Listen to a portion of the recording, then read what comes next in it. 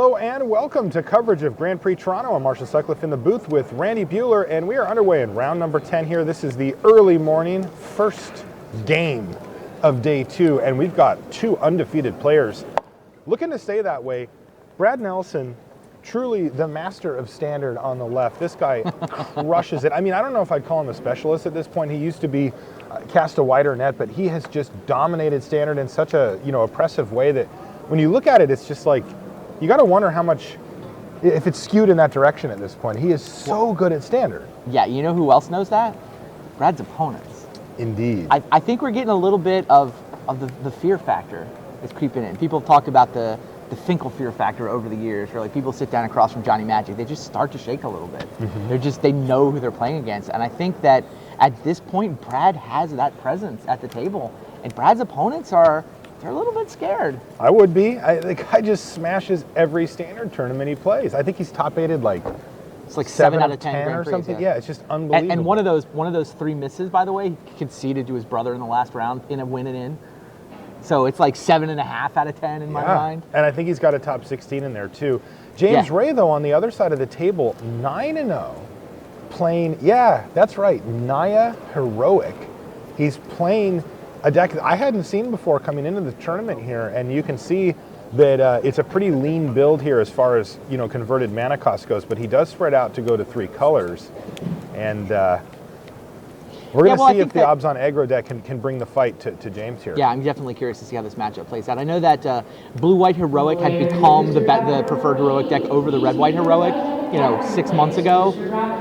Dromoka's Command comes out, and suddenly the Blue-White Heroics are becoming banned. It makes sense to me that you'd probably, what about if we take the Red-White Heroic, add green to that one for Dromoka's Command? I don't know. Makes sense. I'm definitely curious, and it's certainly working for James. Yeah, here's an Ordeal of Heliod now. That's going to go on the Lagana Band Trailblazer, and in fact bump that already up to 2 counters. So once he attacks next turn, he's going to get to gain the 10 life, and that could make a big difference here against Brad, who is playing an aggressive Abzan deck. The deck can pile on a bunch of damage. It's not like it takes him out of range of killing him for good, but yeah, well, you don't race a heroic deck. You need to kill their creatures. That's right. And so does Brad have the kind of tools he needs? We've seen a lot of different flavors of Abzan that go way more into the more mid-range and control, where they really do have enough answers to go toe-to-toe with a deck like this, but I'm wondering if this aggro build, in the main deck for Brad actually has that. So I talked to Brad a little bit this morning. His MVP card all day yesterday, Abzan Charm.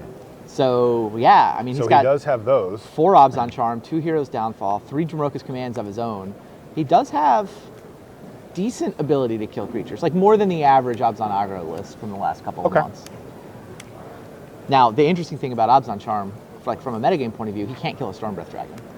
Like, that's the problem with Abzan Charm. But Brad is, if you read his articles, one of the pillars of his approach to standard is don't worry about the decks that aren't going to show up. Mm-hmm. Like, there's not much in the way of red-green Dragons decks here. There just aren't that many Stormbreath Dragons, and so he's like, can't kill a Stormbreath Dragon, don't care.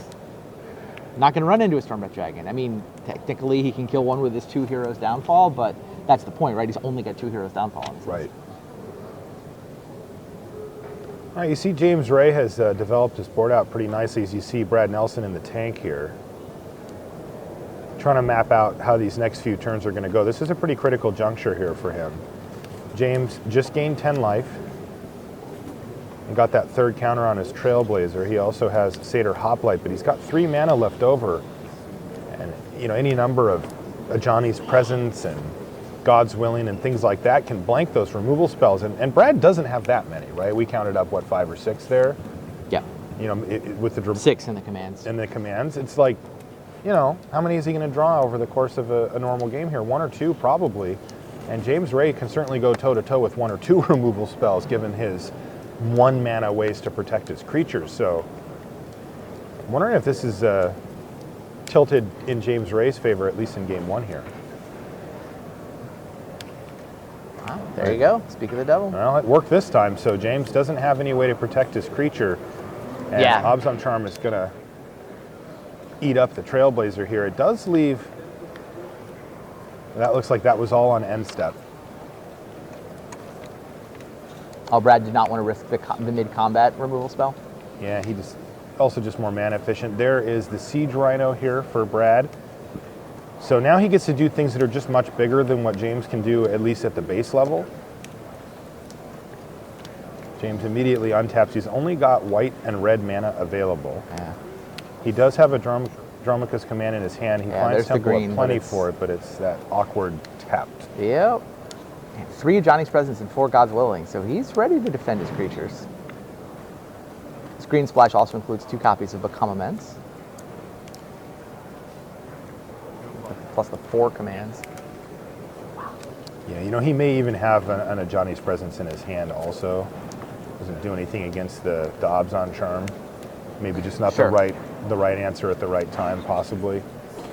A second copy of Siege Rhino here, though, for Brad Nelson is going to put him in the driver's seat.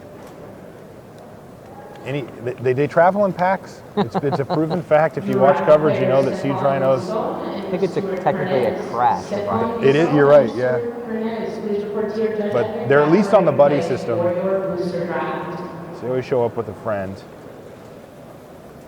And now James Ray has to decide what role he's going to take in this game. You know, it looked like he was going to be the beatdown, as we say. He was the one who was the aggressor. But after losing his best threat and then facing down a pair of Siege Rhinos, it looks like that might not be the case anymore, and he may have to adjust. Now, the question is, how good is his deck at pivoting, right? And Satyr Hoplite, you know. What can he do with Dromoka's Command is the other question. Right. And talk to us a little about Dromoka's Command, because that was one of the cards that really kind of popped up these heroic decks a lot. Oh, absolutely. I mean, the fact is it can target 2 of your creatures, right? One, put a +1/+1 counter on target creature. Target creature fights a creature the opponent controls. I mean, obviously the enchantment removal is one of the reasons that it's creeping into a lot of decks, which is nice. But then the ability to prevent damage is also relevant and comes up more than maybe people think about. And you can see what's happening here. The Siege Rhino jumps in front of the favorite Hoplite, and the Dromoka's Command is going to fight the Death Dealer, which no mana available to regenerate or pump, so it's going to die. That's also going to make the Hoplite have its damage prevented here. It looks like it will bounce off of the Rhino in this case, but he's going to get 2 to keep the +1/+1 counters and survived the combat, right? Yeah, and survives combat and the Death Dealer's down. So a productive turn for him, though he does still have this pair of Rhinos to deal with. Yeah, and Brad seemed totally prepared for that. I mean, Brad very quickly put his Death Dealer in the graveyard. I think he'd already figured out what Dromoka's Command could do there, and he was kind of okay with it. It's like, all right, I make you spend your command. You still don't kill my Rhino, fine. You effectively kill Death Dealer with command and get a couple of counters. But I mean, in terms of what the card is capable of in that deck, once you go to all the trouble of putting all those heroic creatures in, not the end of the world for Brad. No, not at all. Also, Brad has backup plans here. He's got an Abzan Charm, and if he can run James Ray out of tricks, then he can get that Abzan Charm on the favorite Hoplite and leave James with really a decimated board here. He's also got, I believe, another Death Dealer in hand, and you know, having 2 Death Dealers isn't that great, right? Like, it's okay, it's not bad, but like, and there we go. Abzan Charm takes Still no out. answer. The last one works, and Brad, I believe, had every reason to expect this one to work also. Yeah, Brad's at 12, make that 11 life here, but he's crunching in there for half of James Ray's life total, and he has that Death Dealer, the Fleecemane line to follow up here too. Yeah, take 2 more, whatever. Man, Abzan Charm MVP. And that's going to do it right there. Abzan Charm OP. Yeah, it did really good work that was time. insane. The Exile versus anything else. Yep. You know, I have a Don't know feeling, it. Do you think did he have an Ajani's Presence? I couldn't quite see, no, but you know, if I wonder if Hero's Downfall would have done the job there. My guess is no. We have 183 spots. Pretty impressive. And the man just does not lose. Brad Nelson, ladies and gentlemen. Super Sunday Series. That guy is a wrecking ball. There's no doubt about it. You throw him in a standard tournament, and he is just one of the best. Period. All right, let's jump over to our side match where we have Godenis Vidigiris. He ended up being 8-1. We actually saw him lose on camera, but that was his only loss. He was done losing after that? Yeah. And also Mark Herberholtz, you know, a new addition to the GP scene here. He's back. And new re-edition. New re-edition. You know, talk to us a little about Mark for people that aren't as familiar with him. Oh, yeah. Mark back in the sort of early to mid-2000s was one of the best players on the Pro Tour. Won Pro Tour Hawaii. That's got the famous Craig Jones top deck, is to get to the finals, to get out of the semis, to then lose to Mark. Yeah, 4 top 8s in his career. I mean, his name comes up in Hall of Fame conversations every year. Does he have 3 or 4? He's got 4. He does have 4? Yeah, he doesn't have a lot of, top 16s to go with them, and not a ton of Grand Prix finishes to go with them. But he does have the 4 top 8s that a lot of people use as a litmus test for See, I thought he had worthiness. 3, and 4 is my... Yeah, you should take a look at this guy. I mean, you're going to have to look at him if you keep covering Grand Prix. It's true, and I love it. This does, it's funny, but this type of Hall of Fame chatter does come up when players come out and start playing more Grand Prix, because it's just so easy to let them get, lost to history. Yeah. I mean, I never saw Mark play back in the day. Yeah. This was 15 years ago almost, and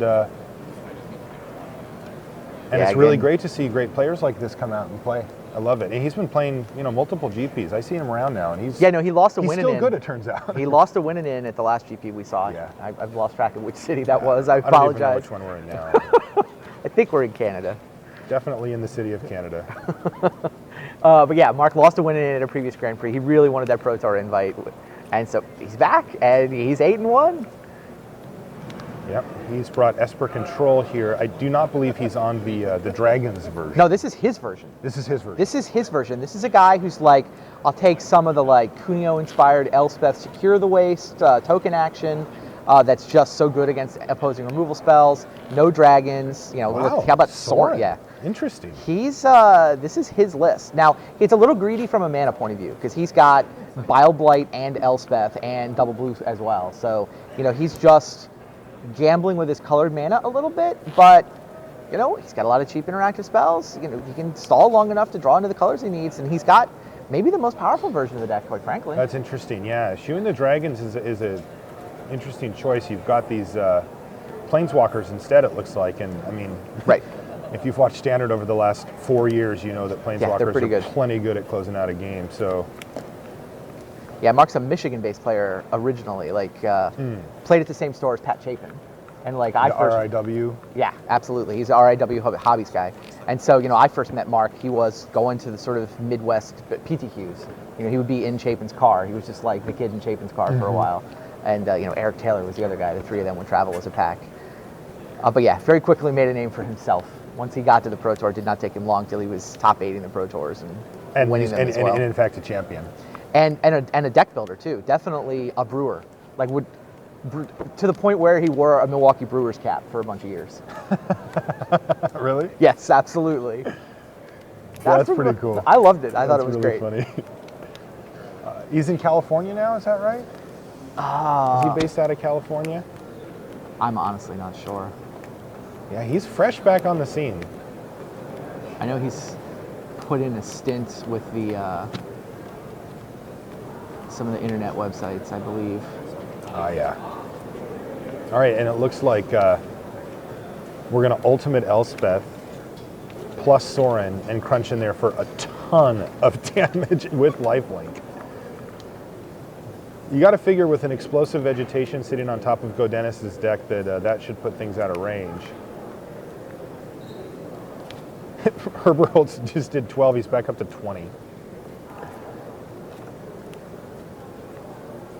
And there's that emblem there There for you go. Elspeth Suns champion, and that's going to do it there for game 1. Mark Herberholtz defeats Godennis Vidigur, so they're going to mosey on into the sideboarded portion of their games as we jump back over Yes. and take a check on. Magic is easy when you're Herbert easy.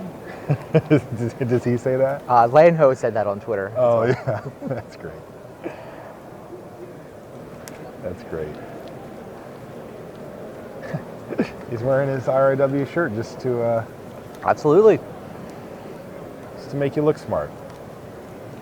All right, so Brad Nelson wins first game after a pair of Siege Rhinos and a pair of Abzan Charms takes care of things on his side. Now he's going to have to face James Ray on the play here, though. He's had 2 self-inflicted wounds already in Brad's hand. I see one. Yeah, I'm pretty sure there's another one behind it. Wow, those are so good against James. Let's Seem see what pretty good. James's first play is. Maybe it's a red creature.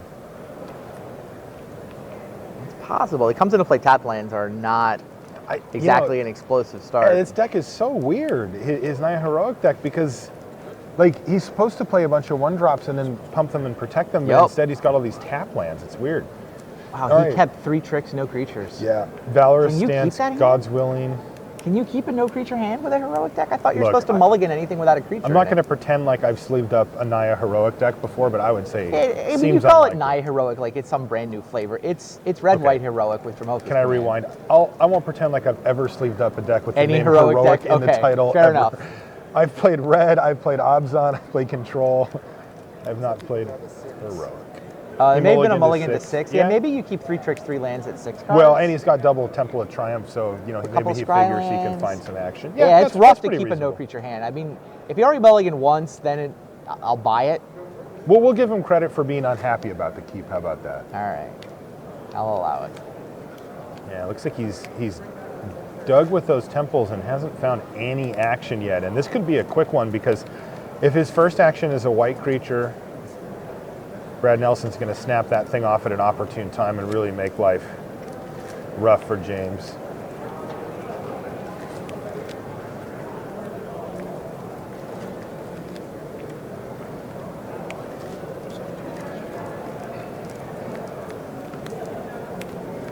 Abzan Charm does it all. Drawing cards. Yeah, and Brad Nelson has correctly deduced that it is time for him to not worry about any threats here since James clearly doesn't have any, and start doing the card draw thing with the Abzan Charms. He's going to play the Fleece Main Players line. in the sealed event, if you are not done or almost done James with your meekly backs his registration, lands off please away raise from the your red hand. zone. Need a name for the Please Brad assist Fear the players Factor. who are not I mean, it was yet the Finkel Fear Factor had the nice FFF Wait, going that's for it. BFF. I think BFF is taken. That's funny. I think it's taken. Is it just ironically funny? It's just ironic. It's like it's the opposite, right? He's my BFF. In other words, you're just quaking in your boots. Another duress here for Big Bad Brad. He's gonna. That works. He's remembering back to what James had in his hand and whether it's worth it to even fire off a duress at this juncture. After having seen a few of the cards from Brad's hand, it just feels like he's like 90% or something from here, right? Like self-inflicted good wound shape. is so good. Yeah, it's pretty insane. Yeah, attack in, try to get him to, is he going to use a trick? No, we're just going to go monstrous. Sure, we're just going to force James to play a trick just to survive the combat.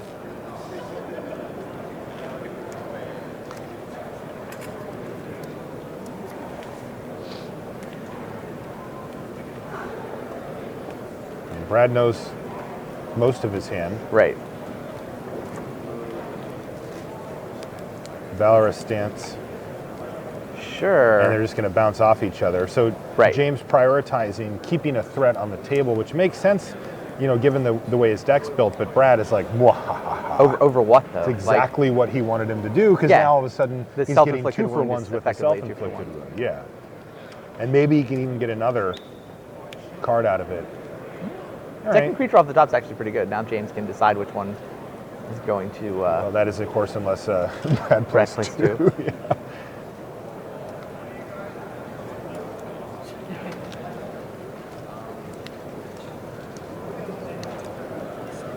Yeah, this could get ugly here. He will get the 10 life. He's going to get the 10 life out of the deal, which is nice, and he has made a formidable threat. But It's what you do with this deck. yeah, I mean, look, what else is he going to do? Right, It's that's what the deck says to do. It's just playing into Brad's hand so beautifully here.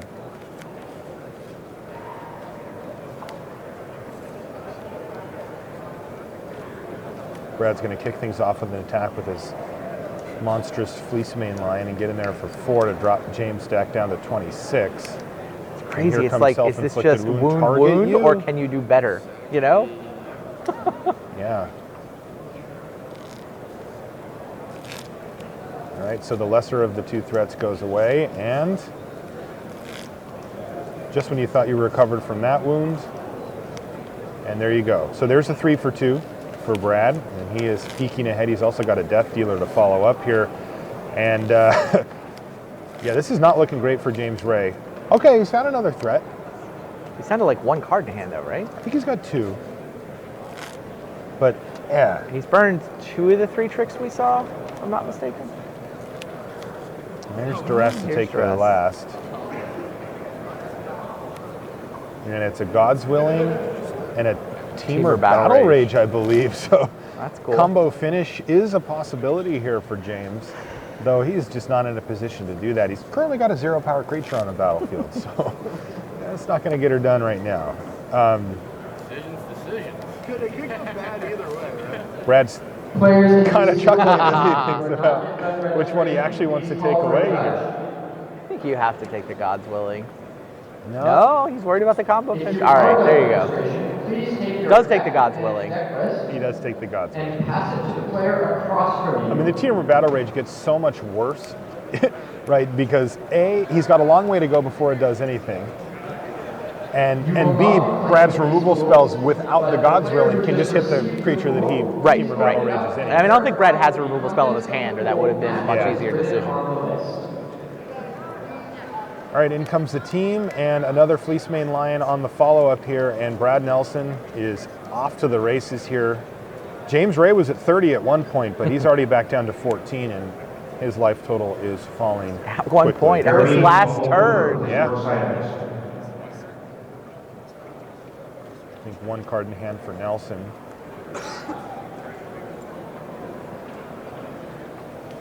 Does James Ray's deck have the ability to come back from this spot? I can't think that it does. Yeah, I mean, it's got to be like you draw a trick, and you get a combo finish with the Battle Rage. Right. But I don't even know that Brad would let through an attacker, right?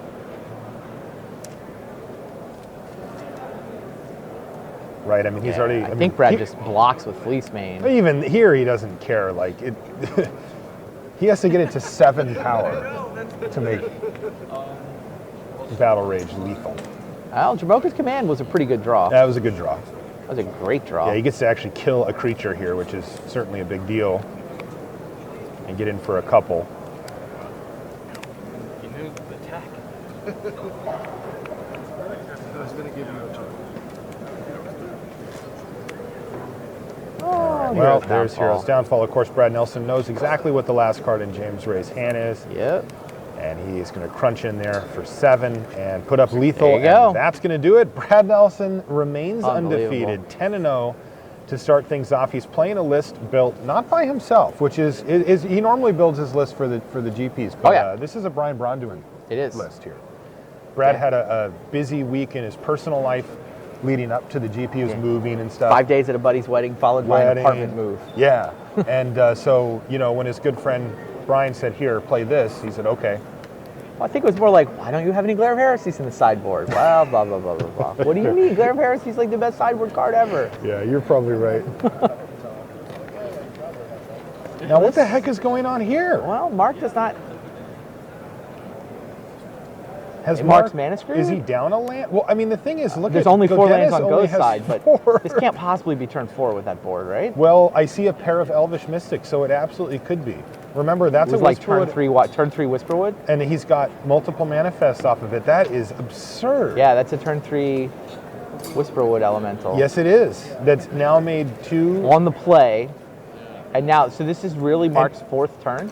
And and it looks like Go on turn 4 played the Courser. What the heck? So it turns out mana elves are still good, huh? That is ridiculous. Tasigur the Golden Fang doesn't look like it's going to be enough here, No, this as Mark Herberholtz is just overwhelmed. Well, it could be enough to buy Mark a turn for a Crux of Fate. That doesn't do anything here. You just That's sack true. the Whisperwood, and he's got a fine bunch point. of face-up creatures. The answer here is Perilous Vault, and that was the turn to That cast you it. do not have time for. Yeah. Mark only plays 1 anyway.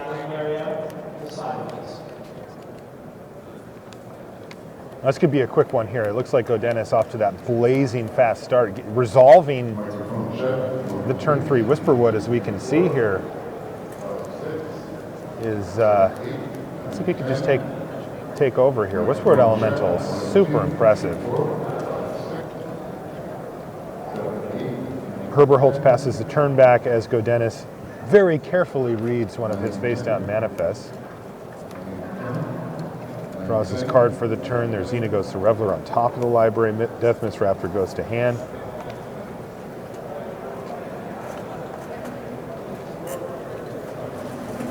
Herberholtz is at 14. Does get kind of interesting though, because Godenis really doesn't want to attack with Whisperwood. Right.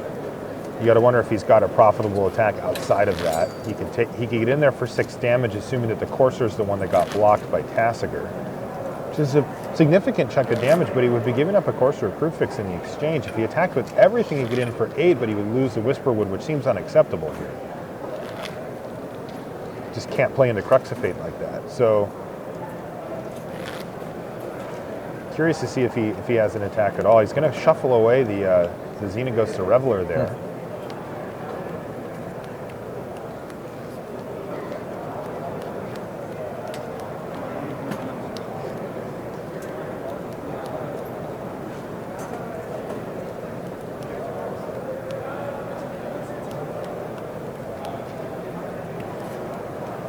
Get a fresh card on top.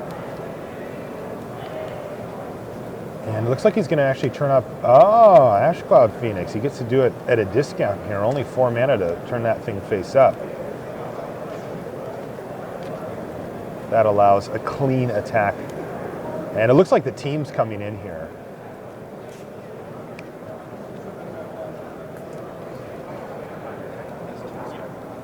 Yeah, I was going to say, that was the weirdest block I've ever seen, but he just mispointed. Well, I mean, he could tell, just like we could, that Go was thinking about not attacking with Whisperwood. Right.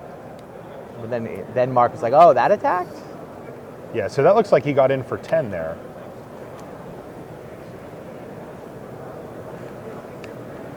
But if he gets Cruxed here, it just puts the Ashcloud Phoenix face down again, and that's lethal. So, nice play there from Go, setting up the win the next turn, and we're going to get a game 3 against those two. Red-Green Ramp versus Esper Control. You know, I got to say, post-board, I would think that Esper Control has a fairly big edge, but that was just an explosive start for Godenis. And No, he was on the play, he had a very good draw. I mean, it's certainly true that big picture, Control is advantaged against Ramp. Right? Ramp is a whole bunch of stuff building up to like a couple of key spells, and you stop for a couple of key things. That's usually enough, and that's what Control decks are built to do. So, yeah, probably should be edge marked in that game, but I mean, Elvish Mystic's a powerful magic card. Right. All right, Andrew Beckstrom is playing Abzan Aggro against Jamie Blanchett. They're both the 5-color rally deck. Oh, this is the rally deck. That's what the screen says. Sweet. Yeah, I mean, there's a prognostic sphinx in the graveyard. Good luck.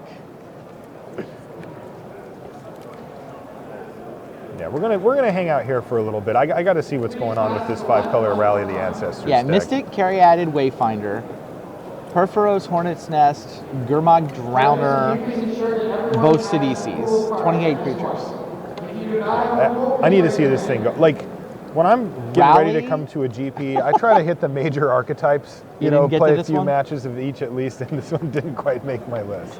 Not in my gauntlet. Monastery Siege, Commune with the Gods, Murderous Cut.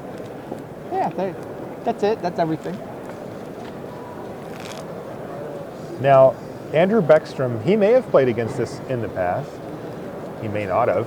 He's going to have to figure it out on the fly, though. Now, his game plan's much more straightforward. He's Abzan Aggro. He's looking to get his opponent dead, disrupt them a bit, and put out some really resilient threats. And he hasn't done a great job of that yet, as he's kind of churning through his library with Scrylands here, but hasn't actually put a single threat out. And meanwhile, Jamie Blanchett is not stopping Siege Rhino here. And I believe this is a turn 3 Siege Rhino. It is. On the play. And the insult attack with the Satyr Wayfinder, too. Take that. You thought you were playing against combo? Nah, I'm just going to go elf into turn 3 Rhino. Abzan Aggro. It's a nice backup plan. I like it. There's 4 Rhinos in from the sideboard. Oh, those are sideboard tech. Those are sideboard tech. You didn't quite have it, in the Rally of the Ancestors deck, you didn't want to bring that one back from the yard, huh? Interesting. The Prognostic Sphinxes are also in from the sideboard. Okay. I don't even know if maybe this isn't even a rally deck right now. Maybe you're just rhinos, and I mean it transforms into like a big creature deck. Wait a minute, you're telling me this transforms into a Siege Rhino Prognostic Sphinx deck? 4-color Rhino. This deck is sweet. I guess 5-color Rhino. 5-color Rhino with double blue spells. This is great. All right, players. Yeah, he double blue spell. He did curve turn Yes, 3 Rhino into turn 4 prognostic space. That's a thing that we just watched. Yeah. I Quite don't pick up on the understand absurdity this of the mana at at all. first. Right, that's what I'm saying. Turn them all sideways. What do you got, Andy? This is too good. Now this is a game 3 against with these two It is. gentlemen as well. Andrew Beckstrom is up against it. This is, I mean, Facing a elimination fairly match from a insane- top 8 point of view. Yeah, these guys both eked into day 2 at X and 2. It was 7-2. We're in our first round here in the morning. For those of you just joining us, round 10, and we've got game 3 here with an Prognostic explosive start from Jamie Blanchette. And there is a Siege Rhino now from Beckstrom looking to stabilize, though. He used his Hero's Downfall to take down the opposing Siege Rhino the turn before, as his opponent had a card in hand for the Remember Prognostic prognostic Sphinx. Sphinx, though? Yeah. You get hit by that guy, things seem to go downhill afterwards. It Wow. looks like Andy just Disgustingly, throws the rest he's of his done. hand on the table in a furious rage. Wow. Yeah, I saw And He that's has going to no do idea it. what happened to him. I have no idea what just happened to him. I don't know either. Yeah, I think that was Rally the Ancestors Do you see combo. Andy? He's smiling and shaking his head, and he's just like, I have no idea what just happened here. Yeah, it was not. There was no malice in the cards there. More just hilarity. Well, I mean, I don't think he's happy. And then they're going over some of the details maybe of their earlier games, but he's definitely pleading his case on, look, this is Magic the Gathering. The colors are supposed to mean something. You're not supposed to go that's a turn tough 3 loss. Rhino into turn 4 Prognostic That's Sphinx. not how this game's supposed to go. So Andy picks up his 3rd loss of the tournament. He'll keep plugging away, though, looking to pick up some pro points down the Yep. line here. And we'll jump back to our main match, which is underway in game 3. Herberholz is playing Esper Control, and we see the ramp deck doing its thing again. The power Yeah. of Elvish Mystic. Elf into Raptor into Courser. Yep. So a great start here for Godenis. Doesn't look like Mark's played a spell I yet. don't think he's done anything. But he's now played a Perilous big Vault. one, Perilous Vault. So that really can help get him back in this game. It's probably going to stop Godenis from building out his board much this turn as I well. mean, it also turns off the Deathmatch Raptor recursion, which That's is right. otherwise very good against a control deck. Yeah, it's huge. I think we might see a shift back to Perilous Vault. I agree. In I the agree. wake of this GP as The the Den rise of the Protector and The Raptor. Deathmatch Raptor thing is just everywhere. When we were naming the deck list yesterday, we kept finding ourselves putting Megamorph at the end of a lot of archetypes that we were already familiar with. True story.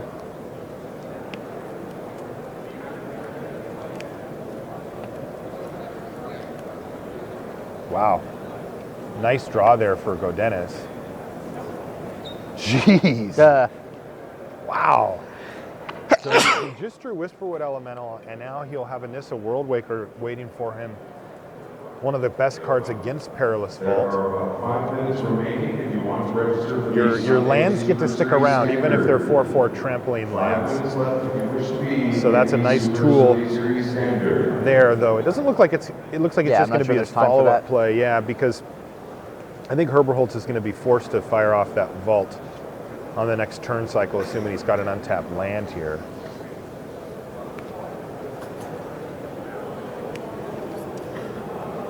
Go hits him for 6. Makes sense. Does have land in his hand. Our showrunner Mark just let me know that, air quotes megamorph archetypes. They made up 17% of the day 2 field. 17%? Yeah, Wow. like ones that we tagged as having that loop Yeah. in there. So no one of them was amongst the top decks, but if you consider Den Protector, Deathmatch Raptor to be an archetype, then it's right up there with Abzan Aggro and Yeah, Esper or just Dragons. yeah, or at least a subset of archetypes. Wow. Commits his second Deathmist to the board. Huh. I think he wants to force Mark to blow the vault so that he can play as Nissa. Also, I mean, He can play if the Mark's Nissa missing a into 5th it. land, then Ghost obviously just going to win. Now, if Mark is going to blow the vault, though, he should do it now so he gets the elf before it goes turn, right? I guess you can blow it in combat. It's Well, the same yeah, it's thing. interesting because it forces Go Dennis to play. Like if he plays the Nissa now, then the vault gets Nissa, but not the 4/4 Trampler. Sure. But if he He get doesn't hit by blow the it now 4/4. and Go Dennis just goes to combat, he doesn't have enough to actually kill Mark with this combat. But Mark has to be pretty wary about falling down to like 2 or whatever. Yeah. More planeswalkers on the top of Go's library. Yeah, those hits just keep coming for Go Dennis. Who's going to line Send up an him. attack for 8 here, 3, or 6, for 7, 9, 8, I mean. 9. And now Mark could go to 2. He could go to 2. There's a lot of value to be gained by activating Perilous Vault end step. Yes, there's a lot of that. The problem is, of course, that with seeing Xenagos on top, that's Yeah. a 2-power haste, and of course the 2 is the scary number when yeah, you come to and of course the 4/4 tramplers that Nissa Worldwaker creates is similar. Yeah, so Mark's not willing to take the 9 damage. He does give Go this window to resolve something in his second main phase. Which Now, we know he's got presumably Whisperwood is gonna be- Elemental yeah, it could be and Nissa. yeah. Could be Whisperwood. Whisperwood seems fine here too. You know you're going to get the Manifest trigger at end step because Mark's tapped out. That's right, which is a big deal. The Nissa couldn't attack this turn anyway because we're in our second main, so that's off the table. Let's see what he goes for here.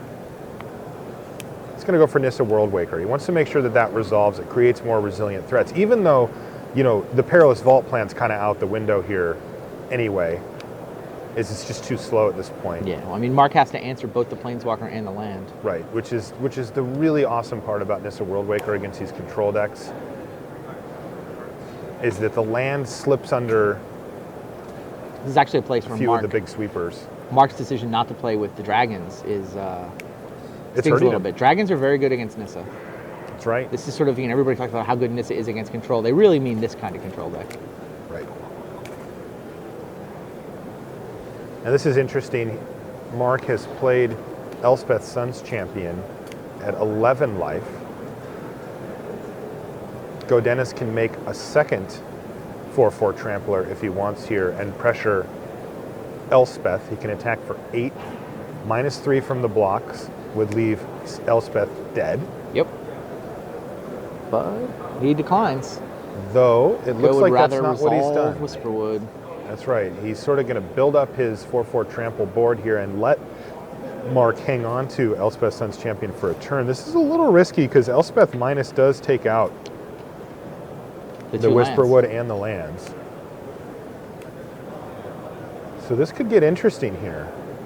I agree. Like, is Mark?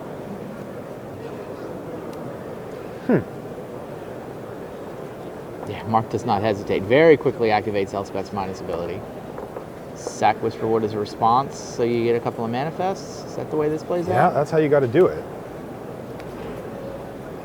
So he's going to turn these into face-down manifest creatures, and he still gets to keep his Nissa. So not a bad spot here for Go Dennis. Well, it's Mark's turn and Mark has 6 mana untapped. I don't think Mark's done. I mean, a Hero's Downfall and Nissa right here, You know, and suddenly... I think he might have Drown in Sorrow here. Oh, wow. It's pretty good. Yeah, he Well, does. It's not great, because it means that Nissa activates the land, which immediately kills Elspeth. No, he'll get to make 3 soldiers. No, after. he used the minus. Oh, he already used the minus, of course. Sorry about that. Yeah, you're right. So Elspeth down. If that's his line. Yeah, he doesn't have to do that. Yeah, I mean, Nissa is the problem here for Mark, not the 3 manifests. Right. Elspeth's not worried about the 3 manifests. I mean, if he had Hero's Downfall into... Yes. That would be a Drown, great turn. that I would think be what he's got sweet. is Jace's Ingenuity is Yeah, perhaps the other line. and I I mean, think he's got a grip full of black cards. Maybe there's 2 drowns over I think there? he's got 2 Drown in Sorrows. Interesting. Okay, he's going to pull the trigger on his drown. This attack pretty clearly signals. Now Go's like, what? All right. Pretty sure all my taupe manifests are going to die. Yeah, there's not a big downside for Go to just block here.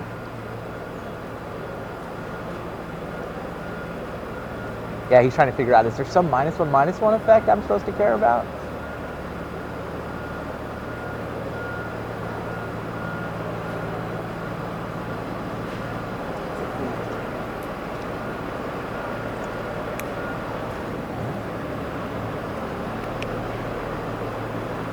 Cracks fetch land.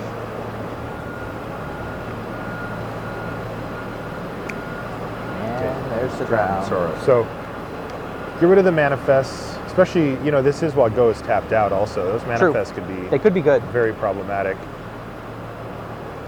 Let's see what they were. Ooh, got an Ash Cloud Phoenix. Yeah, and I think, was that a Deathmist Raptor also? I couldn't quite see it. And a nice follow-up here. All right, Aha. so the 4-5 Tassiger's great on this Tassiger, board. yeah, it's going to eat up. 4-5 is Any bigger of than those. 4-4, it turns out. Yeah, also interesting is it goes now down to 4 lands. Right. He did lose a couple of lands in that transaction. I don't think He it only had matters one that card in much. his hand. Wow, he just drew Whisperwood Yeah, he did. on Can't- 4 lands. He can cast it though. He can use Nissa's other ability to untap a couple of forests here and get Whisperwood down. If that's his priority, I mean, I don't think that making a 4-4 trampler, you know, he can start building out a board of them, but it's not going to do anything this turn. Maybe Whisperwood's just better. I mean, still smaller than Tassiger, but the ability to spit out manifest is nice. Yeah. This is a sweet game. Yeah, I think Is so. that a Den Protector? It feels like Mark might have turned the corner It here. does feel like that, yep. That Tassiger was huge. Elvish Mystic. Oh, it must not have been a Whisperwood. It was just an Elvish Mystic? Yeah, I That's a think Den Protector. Okay, yeah, I think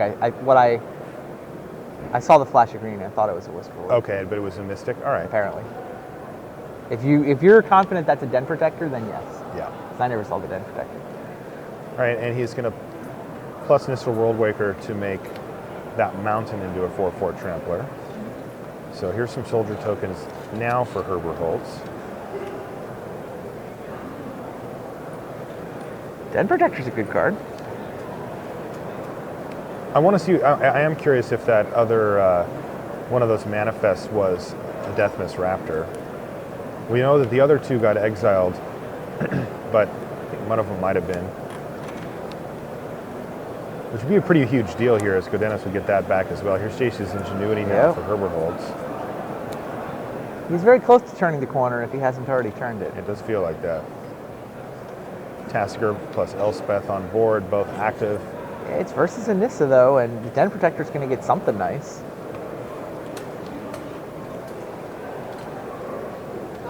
So we should start talking about Nissa's ultimate here, potentially. It's risky business, but you can search your library for any number of basic lands, put them on the battlefield, and they become 4-4 elementals with trample. The problem is then you pass the turn. And a lot can go wrong from the time you say go to the time it comes back to you and you attempt to kill your opponent. Attention players, if you're interested in getting the Super Sunday Series standard event, Yeah, I don't think you can do that while Elspeth's on the board. call for registration. Right. We'd like to Elspeth on the board doesn't work. Also, any number of sweepers from Herberholtz, who's now built up his mana to 8. He's one away from being able to cast and activate the vault. Going to attempt to give you additional space in those first There's few Den miles. Protector, though. In order to do so, And it looks like it was another Den Protector that was face down. So no Whisperwoods are over there, but he can Den Protector for Den Protector. collect around Yeah. those first few miles, please step away so we can start moving tables, chairs, and jib cloth and table numbers. Once again, Which he's gonna play face competitors and down. Spectators, we're going to attempt to give additional play space. So if there's not a match going on, please step away so judges can start doing that.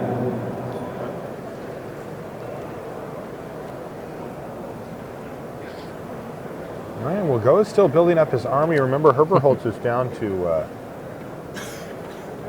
10 here. But How about we change the math a little? Here's a Drown in Sorrow. I wonder if he did have that second copy of it in his hand. Because if he does, he can say bye-bye to those forests wow. as well. no, it doesn't look like it. He just wanted to stop the Den Protector recursion. Okay, It's perfectly that reasonable. seems totally fine. Yeah, he's also got a Dissolve in his hand too, so. All right. Herberholtz seems to be roughly stabilized. Hello. Oh, that's huge. So he has the Hero's Downfall to take down Nissa. That's going to leave Godenis with just the 2/4/4 Yeah. Tramplers, but the pesky Tassiger is sitting there on his throne just cackling as he selects Corner which banana he'd like to officially eat. turned. Yeah, we turn the corner here for sure if you're in Herberholtz's side of the table. And you can see him playing a little faster. You see that Yeah. tempo quicken when players know that they've got the victory within sight here. It's not that he's assured it, but he is now a heavy favorite to win Yeah, this I mean, game. all he's got to do at this point is build up Elspeth, ultimate, swinging for the win in one hit. Yep. Man, Tassiger holding back those 4. Exactly, So exactly. nasty. Your event is waiting for you. Standard 23. Go's not really built to take care of a card like Tassiger. Yeah, Deathmist Raptor can help, but it's just too late now. Oh, by the way, Tassiger's not just a 4/5. Right, also activates here, and it looks like he's got a pair of activations lined up.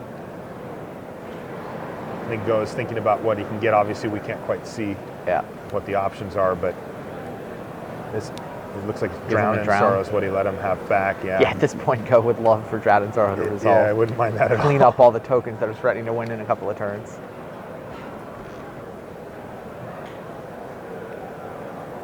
And Grand Prix competitors, that is time in round. I repeat, that is time in round 10. Time has been called on the main floor for the Grand Prix. Grand Prix area. That also applies to all spectators. Feature matches usually have a couple extra Area, minutes. so we can start moving tables and Players have to get over there and get set up. Grand Prix competitors more play space. Once again, that is time in the round. And if you are not actively playing a match, please step away from the Grand Prix area.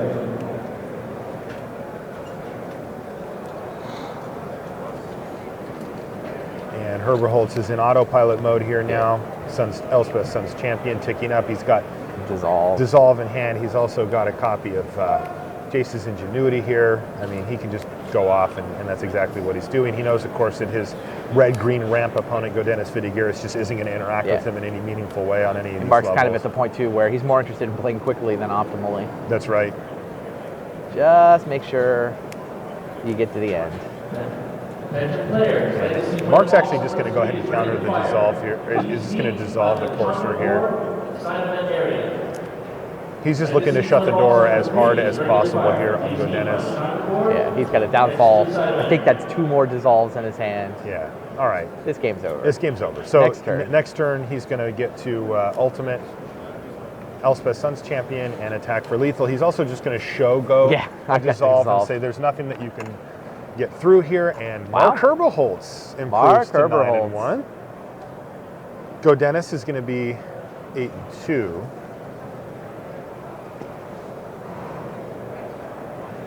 We're going to see get Mark into chat. Yeah, we're going to try to see if we can get Mark in for a chat here. That sounds awesome. Gathering place. Commander Pop 42 to Gathering place.